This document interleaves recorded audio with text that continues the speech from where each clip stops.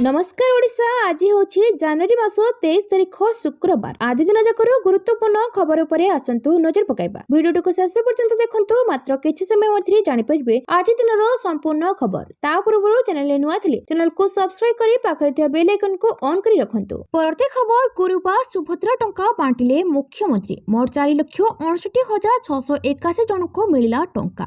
Remote चिपिले मुख्यमंत्री, खाता को गला सुभद्रा टंका। बैंक मेसेज देखि खुशी रे झुमिले महिला हिताधिकारी। गुरुवार नुआ हिताधिकारी को आसिला धन। स्वतंत्र कार्यक्रम रे सुभद्रा किस्ती टंका प्रदान कले मुख्यमंत्री मोहन चरण माझी। नुआ एवं बाद पड़िथवा हिताधिकारी पाइले डबल किस्ती टंका पाइले 1,68,398 नुआ हिताधिकारी। बाद पड़िथवा 2,55,265 पाइले टंका। मोट 4,69,681 जनक मिलिला टंका। हिताधिकारी खाता को गला मोट 315 कोटी टंकार सहायता राशि। सूचना अनुसार बाद पड़िथवा व नुआ हिताधिकारी खाता को गला सुभद्रा टंका। स्वतंत्र कार्यक्रम रे 325 कोटी ऊर्ध्व सहायता राशि प्रदान कले मुख्यमंत्री। 4,57,000 ऊर्ध्व हिताधिकारी को मिलिला टंका। नुआ करी 1,78,398 महिला को मिलिला टंका। प्रथम और द्वितीय किस्ती बाद 2,55,000 हिताधिकारी को मिलिला टंका। परवर्ती खबर, हेबनी गाड़ी पंजीकरण। आसिला कड़ा नियम। चालाण न भरिले हेबनी गाड़ी पंजीकरण। मोटरयान नियम रे संशोधन करी एभली कठोर नियम जारी करछंती केंद्र सरकार। यह ड्राइविंग लाइसेंस संपर्कित आवेदन आगक बढ़िबो नाही। कोनसी गाड़ी उपरे वर्षको 5 किंबा ताठारु अधिक थर चालाण कटिथिले गाड़ी मालिकन को कार्यानुष्ठान सामना करबाकू पड़िबो। आहुरी मध्ये कड़कड़ निर्देश रे चालाण बकिया थिबा गाड़ी जबत करा जाय परिबो। चालाण कटिबार 15 दिन मध्ये प्रत्यक्ष भाबे खिलापीक पाखकू पठाजिबो। इलेक्ट्रोनिक्स माध्यम रे 3 दिन रे यह पठाजिबो। गाड़ी जेउमानक नाम रे पंजीकृत करा जाय से मालिकों पाखरे एसएमएस और ईमेल माध्यम रे चालाण पहुंची पारिबो। सूचना पाइबार 45 दिन मध्य चालाण प्रदान किंबा अभियोग करि पारिबे मालिक।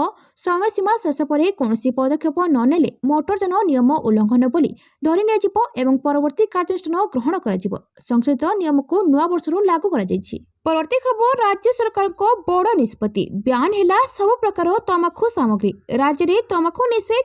राज्य रे निषेध हैला सब प्रकार तमाखु सामग्री। सुप्रीम कोर्ट को निर्देश अनुसार नियम लागू।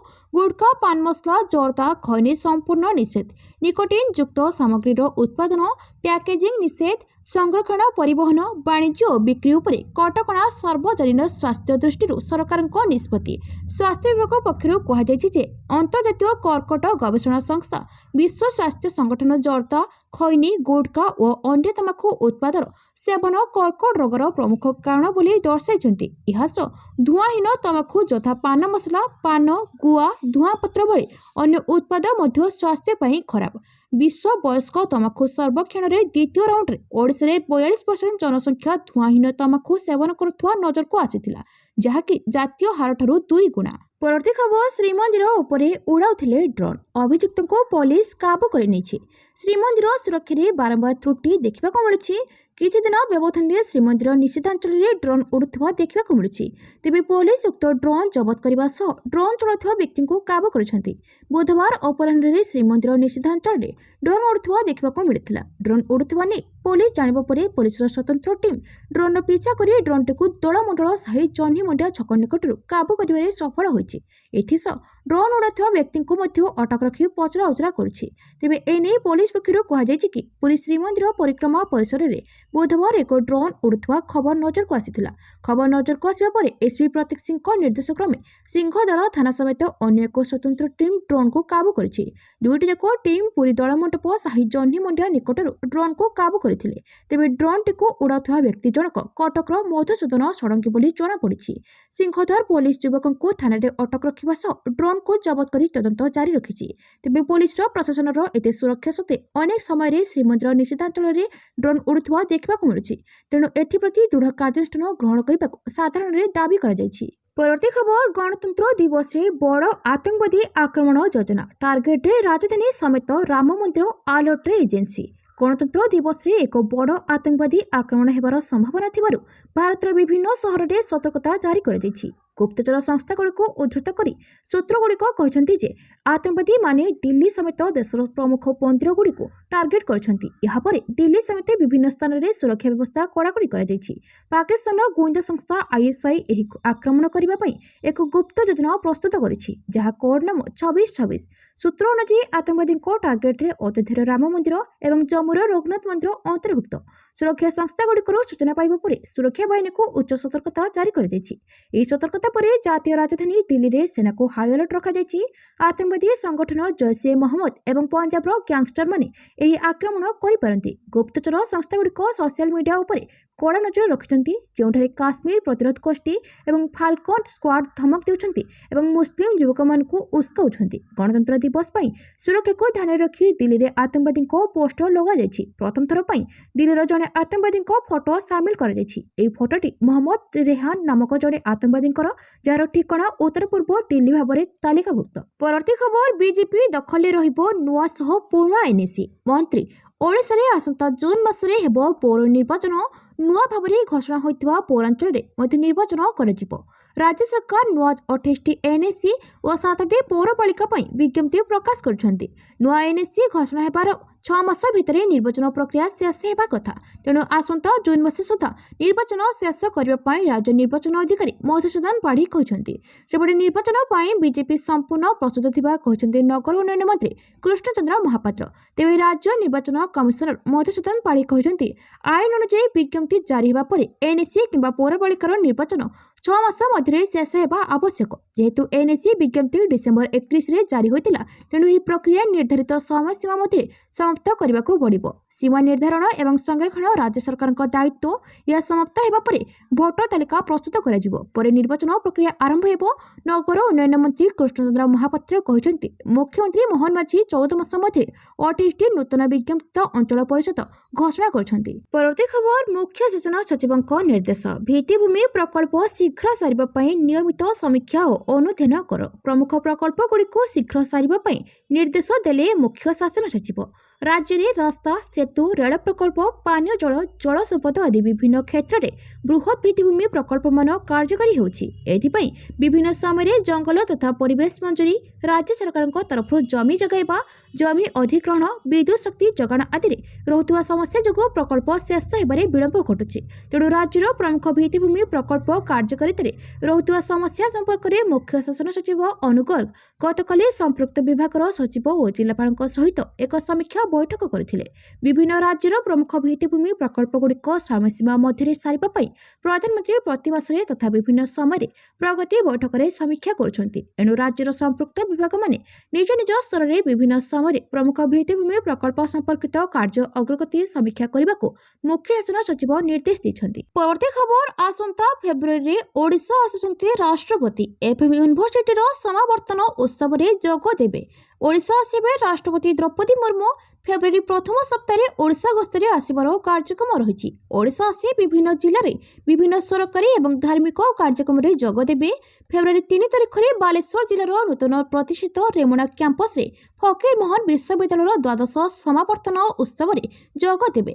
ଫେବୃଆରୀ 4 ତାରିଖରେ ଯାଜପୁର ବିରଜା ମନ୍ଦିର ପରିଦର୍ଶନ କରିବା ସହ ବିଭିନ୍ନ କାର୍ଯ୍ୟକ୍ରମରେ ଯୋଗ ଦେବେ। ତାଙ୍କର ଯାତ୍ରା କାର୍ଯ୍ୟକ୍ରମରେ ଫେବୃଆରୀ 5ରୁ 6 ତାରିଖ ପର୍ଯ୍ୟନ୍ତ ମୟୂରଭଞ୍ଜ ଜିଲ୍ଲା ଗସ୍ତ ମଧ୍ୟ ଅନ୍ତର୍ଭୁକ୍ତ।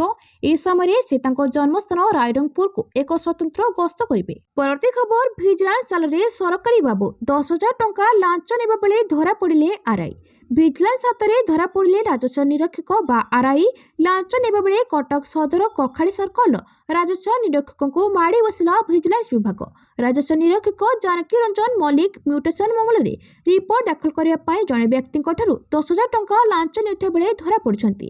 ସୂଚନା ମୁତାବକ କାଲି ଅର୍ଥାତ୍ ଗୁରୁବାର କଟକ ସଦର ତହସିଲ ଅନ୍ତର୍ଗତ କଖାଡ଼ି ସର୍କଲ ରାଜସ୍ୱ ନିରୀକ୍ଷକ ଜାନକୀ ରଞ୍ଜନ ମଲ୍ଲିକ ଜଣେ ଜମି ମାଲିକଙ୍କ ସପକ୍ଷରେ ଅନୁକୂଳ ରିପୋର୍ଟ ଦାଖଲ କରିବା ପାଇଁ 10,000 ଟଙ୍କା ଲାଞ୍ଚ ନେଉଥିଲେ। ସେହି ସମୟରେ ଓଡ଼ିଶା ଭିଜିଲାନ୍ସ ଦ୍ୱାରା ତାଙ୍କୁ ଗିରଫ କରାଯାଇଛି। ଜମି ମାଲିକ ଏଥିପାଇଁ ଅନଲାଇନରେ ଆବେଦନ କରିଥିଲେ, କିନ୍ତୁ ଅଭିଯୁକ୍ତ RI ସତୀଶରେ ମ୍ୟୁଟେସନ ମାମଲାର ଶୁଣାଣି ପାଇଁ ତାରିଖ ସ୍ଥିର କରିଥିଲେ ଏବଂ ଜମି ମାଲିକଙ୍କୁ 20 ତାରିଖରେ RI କାର୍ଯ୍ୟାଳୟରେ ହାଜର ହେବାକୁ କହିଥିଲେ। ପରବର୍ତ୍ତୀ ଖବର, ଗୋ ମାଫିଆଙ୍କ ବିରୋଧରେ ରାଜ୍ୟ ସରକାର କଠୋର।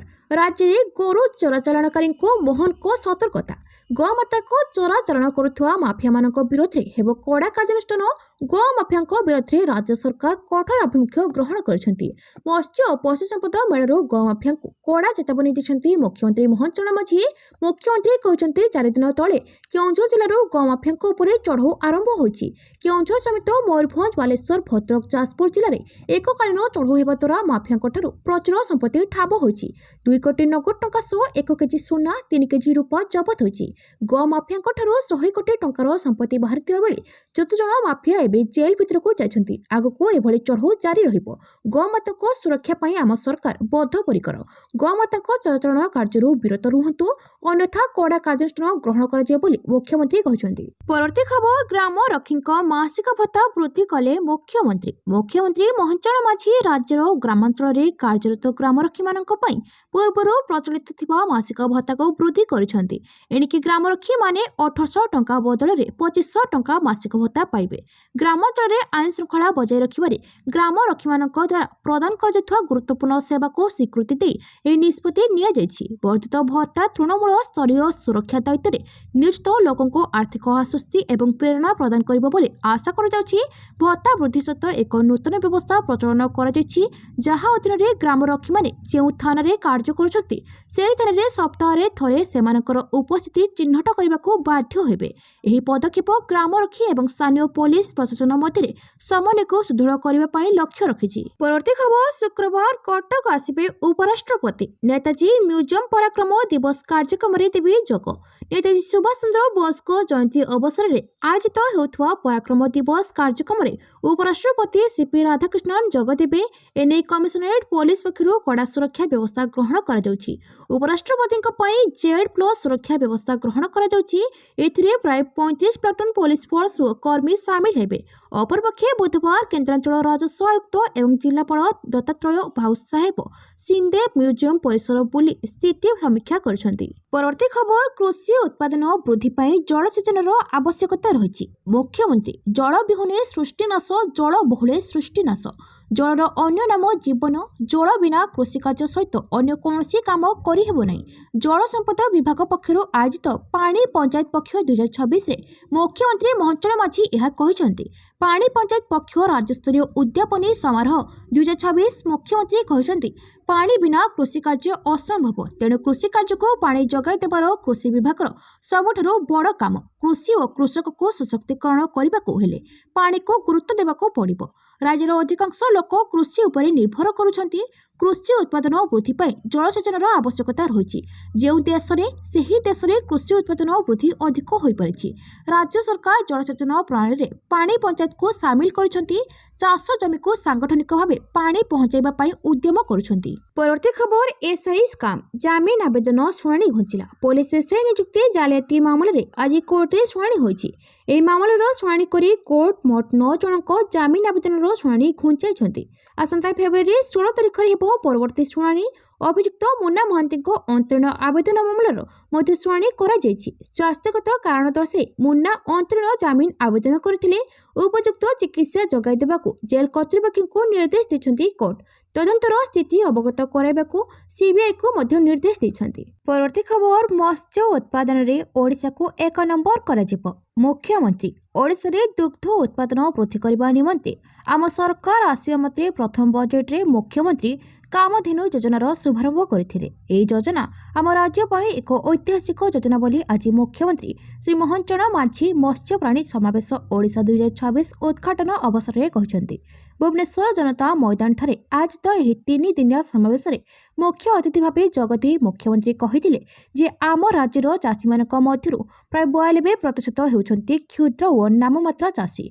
जनसंख्या वृद्धि दृष्टि आगामी दिन में जमी होल्डिंग आहुरी कमी जीव। तेणु कृषि सहित माछ चाष गोपालन प्राणी पालन करने उचित। एथिपाई सरकार पक्षरु अनेक योजना कार्यकारी आरंभ करा जायछि। परवर्ती खबर लोकंको स्वार्थ विरोध काम कले बरदास्त करा नहीं। नवीन पाटकुरा निर्वाचन मंडलीर शह शह बीजेडी कर्मी नवीन निवास बीजेडी सभापति नवीन पट्टनायक भेटी पाटकुरा विधायकों निलंबन निष्पत्ति को स्वागत ସ୍ୱାଗତ କରିଥିଲେ। ଏହା ସହିତ ଦଳକୁ ମଜବୁତ କରିବାକୁ ଆଗାମୀ ଦିନରେ ସଭାପତି ଯାହା ନିଷ୍ପତ୍ତି ନେବେ ସେଥିପ୍ରତି ସେମାନଙ୍କର ଦୃଢ଼ ସମର୍ଥନ ମଧ୍ୟ ଘୋଷଣା କରିଥିଲେ। ପାଟକୁରାରୁ ଆସିଥିବା କର୍ମୀମାନଙ୍କୁ ସମ୍ବୋଧନ କରି ଶ୍ରୀ ପଟ୍ଟନାୟକ କହିଥିଲେ ଯେ ବିଜେଡି ସବୁବେଳେ ଲୋକଙ୍କ ସେବାରେ ବିଶ୍ୱାସ କରେ। ଲୋକଙ୍କ ସ୍ୱାର୍ଥ ବିରୋଧୀ ତଥା ଦଳ ବିରୋଧୀ କାମ କରୁଥିବା ବ୍ୟକ୍ତି ଯେତେ ଶକ୍ତିଶାଳୀ ହେଲେ ବି ତାଙ୍କ ବିରୋଧରେ କଠୋର କାର୍ଯ୍ୟାନୁଷ୍ଠାନ କରାଯିବ। ସୂଚନାଯୋଗ୍ୟ ଯେ ନିକଟରେ ଦଳ ବିରୋଧ କାର୍ଯ୍ୟ ପାଇଁ ପାଟକୁରା ବିଧାୟକ ଅରବିନ୍ଦ ମହାପାତ୍ରଙ୍କୁ ସଭାପତି ନବୀନ ପଟ୍ଟନାୟକ ବିଜେଡିରୁ ନିଲମ୍ବିତ କରିଥିଲେ। ଆଜି ପାଟକୁରା ବିଜେଡି କର୍ମୀମାନେ ଭେଟିବା ସମୟରେ ବିଧାୟକ ପ୍ରତାପ କେଶରୀ ଦେବ, ବିଧାୟକ ଧ୍ରୁବ ସାହୁ, ସୁନୀଲ ମହାନ୍ତି, ପୂର୍ବତନ ମନ୍ତ୍ରୀ ଅତନୁ ସବ୍ୟସାଚୀ ନାୟକ, କେନ୍ଦ୍ରାପଡ଼ା ଜିଲ୍ଲା ପର୍ଯ୍ୟବେକ୍ଷକ ଶ୍ରୀ ପ୍ରତାପ ଜେନାଙ୍କ ସମେତ କେନ୍ଦ୍ରାପଡ଼ାର 5 ଜଣ ଜିଲ୍ଲା ପରିଷଦ ସଭ୍ୟ, ପାଟକୁରାର 2 ବ୍ଲକରେ ଭାଇସ୍ ଚେୟାରମ୍ୟାନ ପ୍ରମୁଖ ମଧ୍ୟ ଉପସ୍ଥିତ ଥିଲେ। ପରବର୍ତ୍ତୀ ଖବର, କମିଲା ଶୀତ, ବଢ଼ିଲା ତାପମାତ୍ରା। ଭୁବନେଶ୍ୱରରେ ଦିନର ସର୍ବୋଚ୍ଚ ତାପମାତ୍ରା 32.3 ଡିଗ୍ରୀ ସେଲସିୟସ୍ ଛୁଇଁଛି। 19 ସ୍ଥାନରେ ଦିନ ପାରଦ 30 ଡିଗ୍ରୀ ଉପରେ ଥିବାବେଳେ ସେଥିରୁ 7ଟି ଜାଗାରେ ତାପମାତ୍ରା 31 ଡିଗ୍ରୀ ଉପରେ ଥିଲା। ବୁଧବାର ଝାରସୁଗୁଡ଼ା ଦିନ ତାପମାତ୍ରା 31.4, ପାରାଦୀପରେ 31.4, ଭଦ୍ରକରେ 31.2, ପାରଳାଖେମୁଣ୍ଡିରେ 31.2, ଅନୁଗୁଳରେ 31.1, ଜଗତସିଂହପୁରରେ 31 ଡିଗ୍ରୀ, ସମ୍ବଲପୁରରେ 30.8 ଡିଗ୍ରୀ, ପୁରୀରେ 30.7 ଡିଗ୍ରୀ ଥିଲା। ଅନ୍ୟପଟେ ରାତି ତାପମାତ୍ରା ବଢ଼ିଛି। ଗତ 4 ଦିନ ଭିତରେ ଉପକୂଳରେ ରାତି ତାପମାତ୍ରା 3 ଡିଗ୍ରୀ ଓ ଆଭ୍ୟନ୍ତରୀଣରେ 7 ଡିଗ୍ରୀ ବୃଦ୍ଧି ପାଇଛି। ମଙ୍ଗଳବାର ରାତିରେ ଜି ଉଦୟଗିରି ତାପମାତ୍ରା 5.8 ଡିଗ୍ରୀ, ସେମିଳିଗୁଡ଼ାରେ 7.6 ଡିଗ୍ରୀ, ଫୁଲବାଣୀରେ 9 ଡିଗ୍ରୀ ଥିଲା। ପାଣିପାଗ ବିଭାଗର ଆକଳନ ବର୍ତ୍ତମାନ 4 ଦିନ ପର୍ଯ୍ୟନ୍ତ ରାତି ତାପମାତ୍ରାରେ ବିଶେଷ ପରିବର୍ତ୍ତନ ସମ୍ଭାବନା ନାହିଁ। 26 ତାରିଖ ସକାଳ ପର୍ଯ୍ୟନ୍ତ ରାଜ୍ୟର ବିଭିନ୍ନ ସ୍ଥାନରେ ହାଲୁକାରୁ ମଧ୍ୟମ ଧରଣର କୁହୁଡ଼ି ହୋଇପାରେ। ପରବର୍ତ୍ତୀ ଖବର, ଟୋଲ୍ ବିକିଥିଲେ ଏନ୍ଓସି ମିଳିବନି। ଜାତୀୟ ରାଜପଥ ବ୍ୟବହାର କରି ଟୋଲ୍ ପୈଠ କରୁନଥିବା ଗାଡ଼ିର ମାଲିକମାନଙ୍କୁ ଆଗକୁ ବଡ଼ ଅସୁବିଧା ସାମ୍ନା କରିବାକୁ ପଡ଼ିବ। ଗାଡ଼ି ଉପରେ ଟୋଲ୍ ବକେୟା ଥିଲେ ତାହାକୁ ସେ ବିକ୍ରି କରିପାରିବେ ନାହିଁ। ଫିଟନେସ୍ ସାର୍ଟିଫିକେଟ୍ ଓ ଜାତୀୟ ପରମିଟ୍ ବି ପାଇପାରିବେ ନାହିଁ। କେନ୍ଦ୍ର ସରକାର କେନ୍ଦ୍ରୀୟ ମୋଟରଯାନ ନିୟମରେ ସଂଶୋଧନ କରି ଏଭଳି କଠୋର ବ୍ୟବସ୍ଥା ଲାଗୁ କରିଛନ୍ତି। ସଂଶୋଧିତ ନିୟମ ଅନୁସାରେ ଟୋଲ୍ ବକେୟା ଥିଲେ ଗାଡ଼ିର ମାଲିକାନା ହସ୍ତାନ୍ତର ପାଇଁ ନୋ ଅବଜେକ୍ସନ୍ ସାର୍ଟିଫିକେଟ୍ ମିଳିବ ନାହିଁ। ଫିଟନେସ୍ ସାର୍ଟିଫିକେଟ୍ ସୃଷ୍ଟି କିମ୍ବା ନବୀକରଣ କରାଯାଇ ପାରିବ ନାହିଁ। ଗାଡ଼ି ପାଇଁ ଜାତୀୟ ପରମିଟ୍ ଚାହୁଁଥିବା ବାଣିଜ୍ୟିକ ଯାନଗୁଡ଼ିକୁ ମଧ୍ୟ ତାହା ମିଳିବ ନାହିଁ। ଏଥିପାଇଁ ଫର୍ମ 18ରେ ଆବଶ୍ୟକ ପରିବର୍ତ୍ତନ କରାଯାଇଛି, ଯେଉଁଥିରେ ଗାଡ଼ି ମାଲିକଙ୍କୁ କୌଣସି ଟୋଲ୍ ବକେୟା ନଥିବା ସ୍ପଷ୍ଟ କରିବାକୁ ହେବ। ପରବର୍ତ୍ତୀ ଖବର, ରାଜ୍ୟସଭା ନିର୍ବାଚନ ପ୍ରକ୍ରିୟା ଆରମ୍ଭ। ଓଡ଼ିଶା ସମେତ 10 ରାଜ୍ୟ ନିର୍ବାଚନ ଅଧିକାରୀଙ୍କୁ ନିର୍ବାଚନ କମିଶନ ଚିଠି। ରାଜ୍ୟସଭା ନିର୍ବାଚନ ପାଇଁ ପ୍ରକ୍ରିୟା ଆରମ୍ଭ ହୋଇଛି। ଆସନ୍ତା ଏପ୍ରିଲରେ ଖାଲି ହେଉଛି 10 ରାଜ୍ୟର 37 ଆସନ। ଏହି ପରିପ୍ରେକ୍ଷୀରେ ଓଡ଼ିଶା ସମେତ 10 ରାଜ୍ୟ ନିର୍ବାଚନ ଅଧିକାରୀଙ୍କୁ ନିର୍ବାଚନ କମିଶନ ଚିଠି ଲେଖିଛନ୍ତି। ରିଟର୍ଣ୍ଣିଂ ଅଫିସର ନିଯୁକ୍ତି ଲାଗି ପ୍ରସ୍ତାବ ମାଗିଲେ ନିର୍ବାଚନ କମିଶନ। ଏହାପରେ ରାଜ୍ୟ ନିର୍ବାଚନ କମିଶନଙ୍କ ପକ୍ଷରୁ ବିଧାନସଭା ସଚିବାଳୟକୁ ଆବଶ୍ୟକୀୟ ପଦକ୍ଷେପ ଗ୍ରହଣ କରିବାକୁ କୁହାଯାଇଛି। ଚିଠିରେ ଉଲ୍ଲେଖ ରହିଛି ଯେ ରାଜ୍ୟସଭାରେ 2026 ଏପ୍ରିଲରେ ଅବସର ଗ୍ରହଣ କରୁଥିବା ସଦସ୍ୟମାନଙ୍କ ଯୋଗୁଁ 10ଟି ରାଜ୍ୟରୁ ମୋଟ 37ଟି ଆସନ ଖାଲି ହେବ। ମହାରାଷ୍ଟ୍ରର 7 ଆସନ ଖାଲି ହେବାକୁ ଥିବାବେଳେ ତାମିଲନାଡୁ ଓ ବିହାରରେ 6ଟି, ସେହିପରି ପଶ୍ଚିମବଙ୍ଗରେ 5ଟି ଆସନ ଖାଲି ହେବ। ଓଡ଼ିଶାରେ 4ଟି, ଆସାମରେ 3ଟି, ତେଲେଙ୍ଗାନା, ଛତିଶଗଡ଼ ଓ ହରିୟାଣାରେ 2ଟି ଆସନ ଖାଲି ହେବ। ହିମାଚଳ ପ୍ରଦେଶର ସବୁଠୁ କମ୍ ମାତ୍ର 1ଟିଏ ଆସନ ଖାଲି ହେବ। ପରବର୍ତ୍ତୀ ଖବର, 1984 ଶିଖ୍ ବିରୋଧୀ ଦଙ୍ଗା ମାମଲା। ପୂର୍ବତନ କଂଗ୍ରେସ ସାଂସଦ ସଜ୍ଜନ କୁମାରଙ୍କୁ ମୁକ୍ତ କଲେ ଦିଲ୍ଲୀ କୋର୍ଟ। 1984 ଶିଖ୍ ବିରୋଧୀ ଦଙ୍ଗା ମାମଲା। ପୂର୍ବତନ କଂଗ୍ରେସ ସାଂସଦ ସଜ୍ଜନ କୁମାରଙ୍କୁ ମୁକ୍ତ କଲେ ଦିଲ୍ଲୀ କୋର୍ଟ। ଦିଲ୍ଲୀ କନକପୁରୀ ଓ ବିକାଶପୁରୀ ଦଙ୍ଗା ମାମଲାରେ ସଜ୍ଜନ କୁମାରଙ୍କୁ କୋର୍ଟ କରିଛନ୍ତି ଖଲାସ। ଏହି ବହୁଚର୍ଚ୍ଚିତ ତଥା ଲୋମହର୍ଷକ ଦଙ୍ଗା ମାମଲାରେ ଦୀର୍ଘ ବର୍ଷ ଧରି ନିଆଁ ଚାହୁଁଥିବା ମୃତକଙ୍କ ପରିବାରକୁ ଲାଗିଛି ଝଟକା। 1984 ଶିଖ୍ ବିରୋଧୀ ଦଙ୍ଗା ବେଳେ ଜନକପୁରୀ ଓ ବିକାଶପୁରୀ ଅଞ୍ଚଳରେ ଲୋକଙ୍କୁ ଦଙ୍ଗା ଲାଗି ସଜ୍ଜନ କୁମାର ଉସ୍କାଉଥିବା ଅଭିଯୋଗ ହୋଇଥିଲା। ଏହି ଦଙ୍ଗା ମାମଲାରେ ଦୋଷୀ ସାବ୍ୟସ୍ତ ହେବା ପରେ ସଜ୍ଜନ କୁମାର ଆଜୀବନ ଜେଲ୍ ଦଣ୍ଡରେ ଦଣ୍ଡିତ ହୋଇଥିଲେ। ପରବର୍ତ୍ତୀ ଖବର, ଝାଡ଼ଖଣ୍ଡ ସରଣ୍ଡା ଜଙ୍ଗଲରେ ବଡ଼ ଧରଣର ଏନ୍କାଉଣ୍ଟର। ଟପ୍ କମାଣ୍ଡରଙ୍କ ସମେତ 6 ମାଓବାଦୀ ନିହତ। ସୁରକ୍ଷାକର୍ମୀଙ୍କ ଏନ୍କାଉଣ୍ଟରରେ ଟଳିଲେ 6 ମାଓବାଦୀ। ଝାଡ଼ଖଣ୍ଡର ପଶ୍ଚିମ ସିଂହଭୂମି ଜିଲ୍ଲା ଅନ୍ତର୍ଗତ ସରଣ୍ଡା ଜଙ୍ଗଲରେ ସୁରକ୍ଷା ବାହିନୀ ଏବଂ ମାଓବାଦୀଙ୍କ ମଧ୍ୟରେ ଚାଲିଥିବା ଭୟଙ୍କର ଗୁଳି ବିନିମୟରେ ବଡ଼ ସଫଳତା ମିଳିଛି। ରିପୋର୍ଟ ଅନୁଯାୟୀ ଏହି ଏନ୍କାଉଣ୍ଟରରେ ଶୀର୍ଷ କମାଣ୍ଡରଙ୍କ ସମେତ ଅତି କମ୍ରେ 6 ମାଓବାଦୀ ନିହତ ହୋଇଥିବା ସନ୍ଦେହ କରାଯାଉଛି।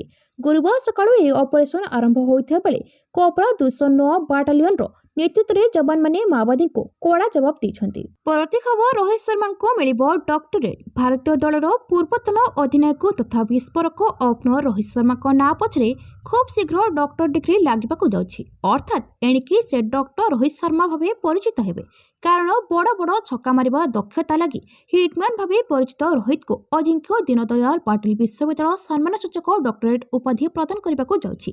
आसंता शनिवार महाराष्ट्रर पुणेठारे आयोजित हेबाकु थिबा विश्वविद्यालयर 10म समावर्तन उत्सव अवसर में रोहित को यह उपाधि आनुष्ठानिक भावे प्रदान कराजिबो।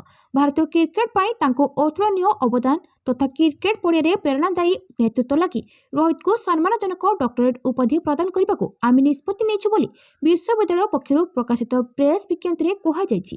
विश्वविद्यालय ए समावर्तन उत्सव में बहु बरेण्य व्यक्ति को देखा मिलिबो हेले रोहित हेबे मुख्य आकर्षण। परवर्ती खबर पुणी निज ढोल पिटिले ट्रम्प। भारत पाकिस्तान युद्ध समेत 8टी युद्ध बंद करिछि। पुणी भारत पाकिस्तान युद्ध रोकवा प्रसंग में मुह खोलिले अमेरिका राष्ट्रपति डोनाल्ड ट्रम्प। डाभोसଠାରେ आयोजित विश्व अर्थनैतिक फोरम सम्मेलन में निज ढोल निजे पिटिछन्ते ट्रम्प।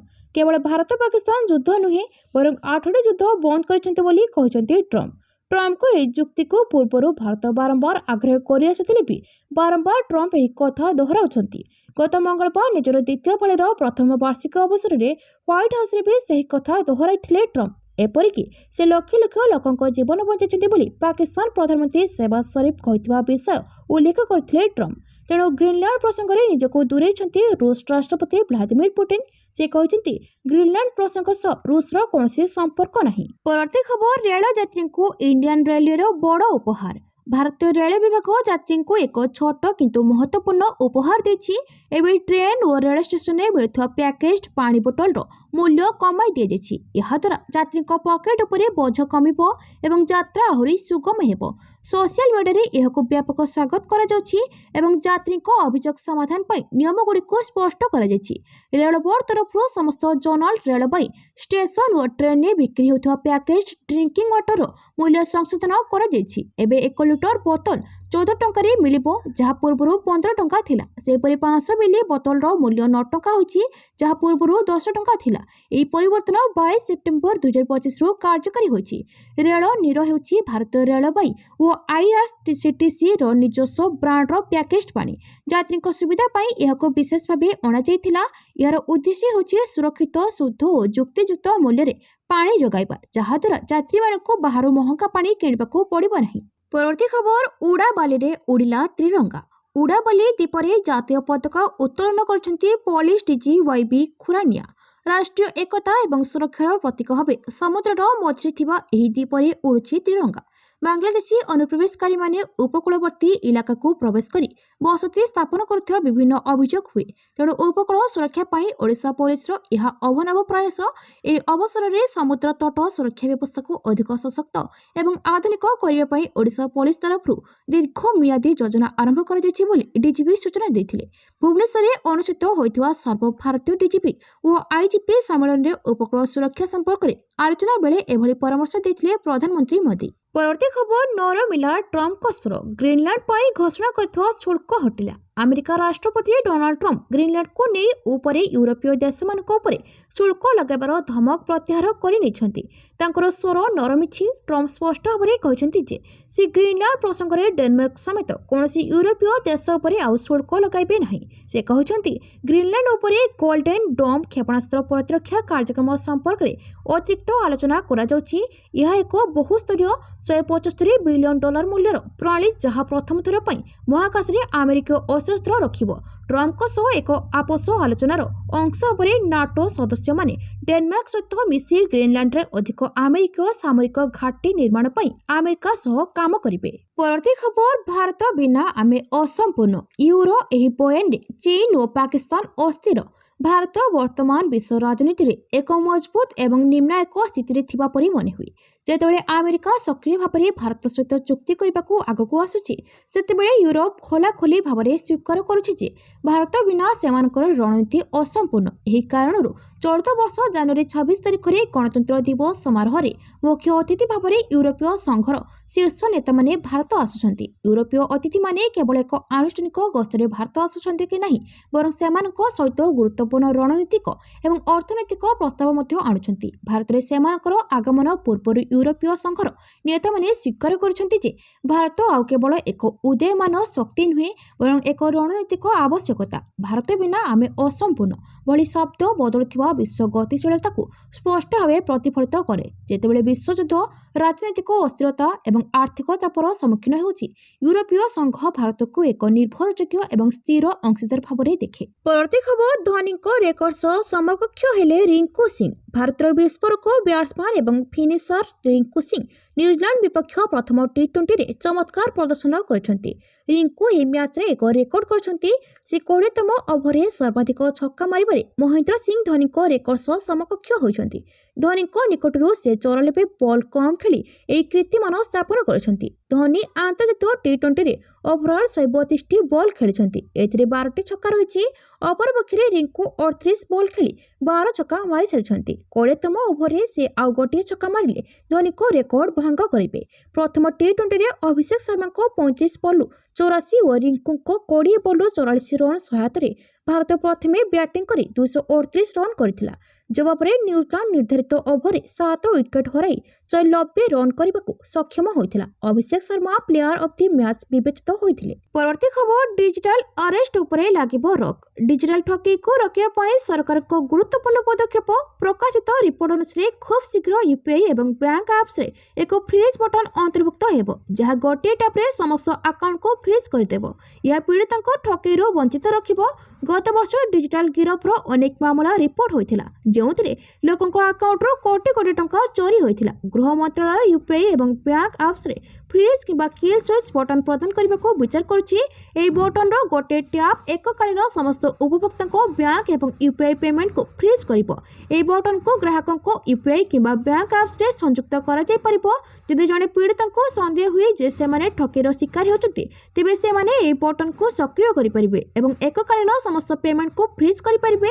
एई उपाय बड़ ठकीरो रोका जाय परिबो। परवर्ती खबर धार भोजशाला मामला रे सुप्रीम कोर्ट को बड़ राय। बसंत पंचमी पूजा हेबो नमाज भी पढ़ा जिवो। मध्य प्रदेश रो धार जिल्ला रे विवादित भोजशाला रे बसंत पंचमी दिन पूजा सह नमाज मध्य हेबो। सुप्रीम कोर्ट बुधवार गुरुत्वपूर्ण राय दी कहते हिंदू को सूर्योदय सूर्यास्त पर्यंत पूजा कर अनुमति मिलिबो।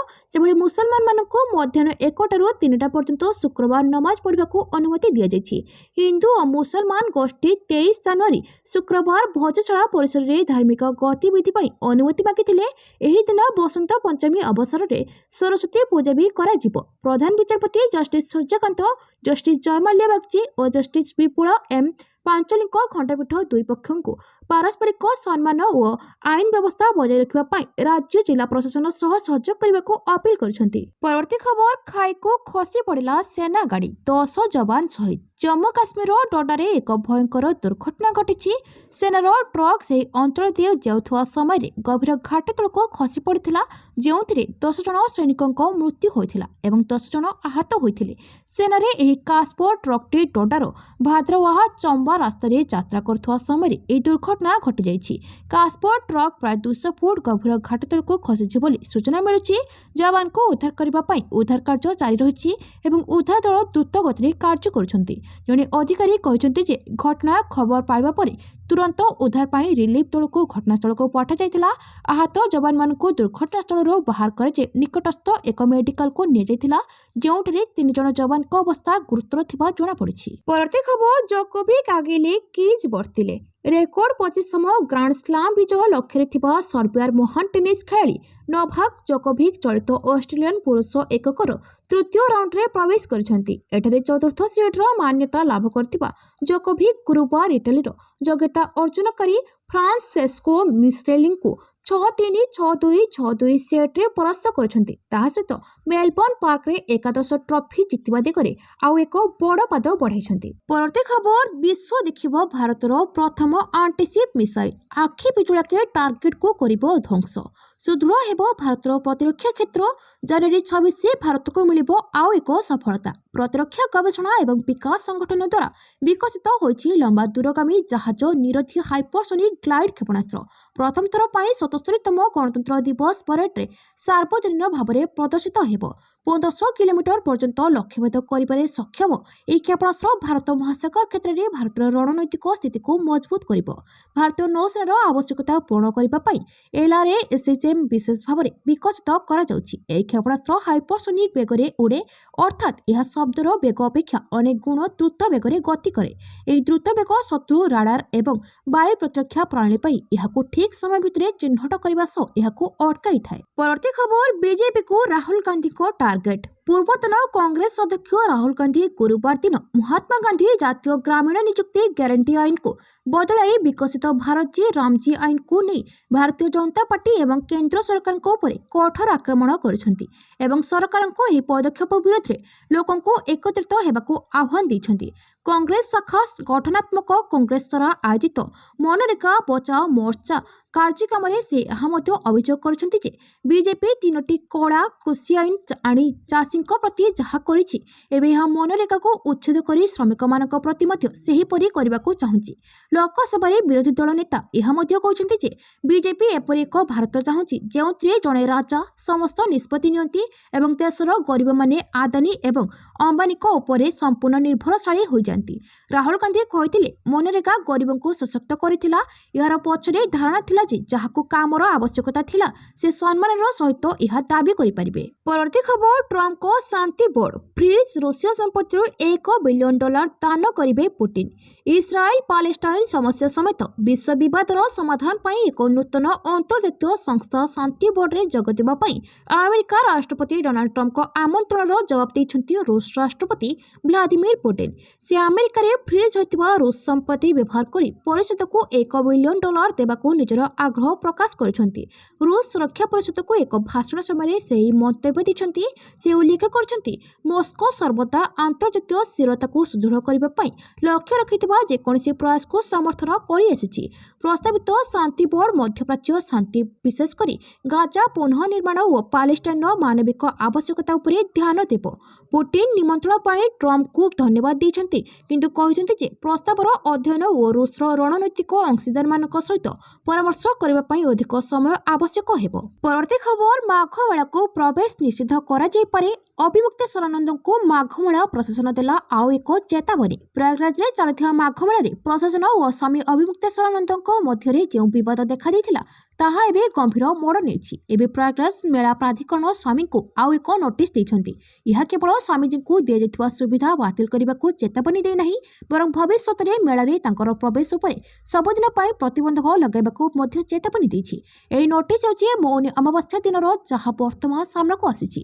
ନୋଟିସ୍ରେ ପ୍ରଶାସନ ଅଭିଯୋଗ କରିଛି ଯେ ଜାନୁଆରୀ 18 ତାରିଖ ଦିନ ମୌନି ଅମାବାସ୍ୟାର ମୁଖ୍ୟ ସ୍ନାନ ଉତ୍ସବରେ ସ୍ୱାମୀ ଅଭିମୁକ୍ତେଶ୍ୱରାନନ୍ଦ ବିନା ଅନୁମତିରେ ପଣ୍ଟୁନ ବ୍ରିଜ ନମ୍ବର 2 ଉପରେ ବ୍ୟାରିକେଡ୍ ଭାଙ୍ଗି ସଙ୍ଗମ ଉପରେ ମାର୍ଗରେ ବିପୁଳ ଭିଡ଼ ସହିତ ଯାଉଥିଲେ।